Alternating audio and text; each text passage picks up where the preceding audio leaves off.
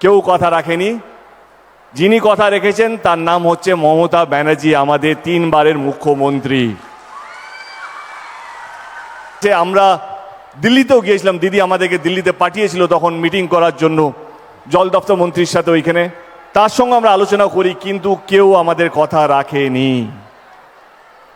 2024-এ নির্বাচনের আগে দিদি কথা দিয়েছিলেন কে ঘাটাল মাস্টার প্ল্যানটা তিনি করবেন, এবং 2025-এ আমাদের বিধানসভার বাজেটে তিনি 500 কোটি টাকা স্যাংশনও করেন, এবং আজকে তার শুভ উদ্বোধন হয়ে গেল। আমি নিজের তরফ থেকে নয়, আমি ঘাটাল লোকসভা কেন্দ্রের প্রত্যেকটা মানুষের পক্ষ থেকে, সে টিএমসি করুক, সিপিএম করুক, কংগ্রেস করুক, বিজেপি করুক, তাদের প্রত্যেকের পক্ষ থেকে আমি দিদিকে হাত জোড় করে ধন্যবাদ জানাতে চাইছি। দিদি, এইটা যে কত বড় কাজ হলো, এটা যে কত বড়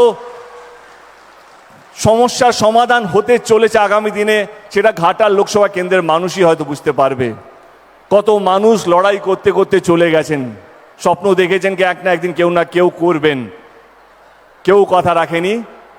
যিনি কথা রেখেছেন তার নাম হচ্ছে মমতা ব্যানার্জি, আমাদের 3 বারের মুখ্যমন্ত্রী।